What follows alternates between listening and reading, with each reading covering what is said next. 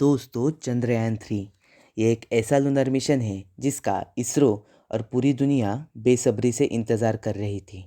चंद्रयान 3 ये mission moon के south pole पे लैंड करने वाला दुनिया का पहला मिशन होने वाला है। तो चलिए जानते हैं कैसे चंद्रयान 1 और चंद्रयान 2 के बाद इसरो चंद्रयान 3 की तरफ बढ़ा और क्या है इसरो के अपकमिंग मिशंस।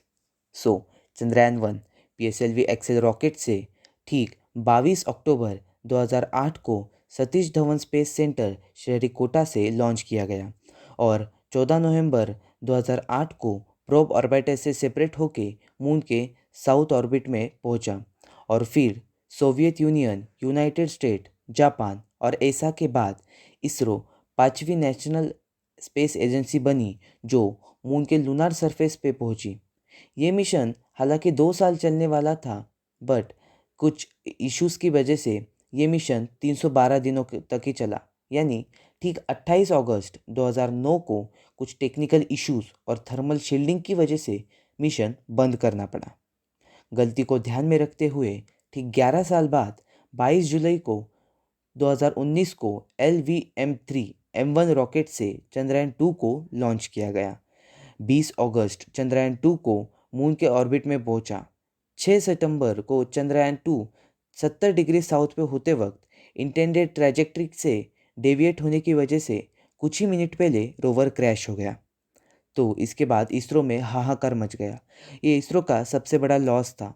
फिर भी इस फेलियर के बाद इसरो ने हार ना मानकर गलतियों पे सुधार करने का सोचा। फिर क्या, गलतियों के सुधार करके सिर्फ 4 साल ही बाद चंद्रयान 3 के लॉन्च के बारे में जाहिर किया गया। और गलतियों से सीखना ये तो इसरो का इतिहास रहा है। चंद्रयान 2 के जैसा ही चंद्रयान 3 में विक्रम लैंडर और प्रज्ञान रोवर फिट किया हुआ है, पर इस बार चंद्रयान 3 ऑर्बिटर नहीं होगा। इसका प्रोपल्शन मॉड्यूल लैंडर और रोवर को लूनर ऑर्बिट के 100 किलोमीटर तक कैरी करेगा। चंद्रयान 2 के लैंडिंग के वक्त हुए गलती के मद्देनज़र रखते हुए इस बार चंद्रयान 3 काफ़ी आसानी से सॉफ्ट लैंडिंग कर सकेगा। चंद्रयान 3 14 जुलाई 2023 को लॉन्च किया गया। उसके बाद वो पहले धरती के 5 चक्कर लगाएगा, फिर थ्रस्ट के ज़रिए मून के ऑर्बिट में जाएगा और एंटर करते ही स्पीड और डिस्टेंस को कम करते हुए वो मून पे लैंड करेगा। सॉफ्ट लैंडिंग के लिए मून के सरफेस से 35 किलोमीटर तक होने पे ये रोवर लैंडिंग के लिए स्मूथ सरफेस ढूंढेगा और उसके बाद स्पीड कम करते करते 23 अगस्त यानी कि कल ठीक 6:04 पे ये लैंड करेगा। लैंड करते ही लैंडर चांद के सतह पे जाकर थर्मल कंडक्टिविटी और टेम्परेचर मापेगा और रोवर लूनर सरफेस के केमिकल कंपोजिशन पे स्टडी करेगा। अगर ये मिशन सक्सेसफुल हुआ, जो कि होगा ही, तो इंडिया ऐसा पहला देश बनेगा जो मून के साउथ पोल पे लैंड करने वाला होगा। इस बार चांसेस तो 99% है और इसरो और पूरे देश की आशा इसी पर टिकी हुई है। तो चलिए जानते हैं चंद्रयान 3 के बाद इसरो के कुछ अपकमिंग मिशंस के बारे में, जैसे कि आदित्य L1।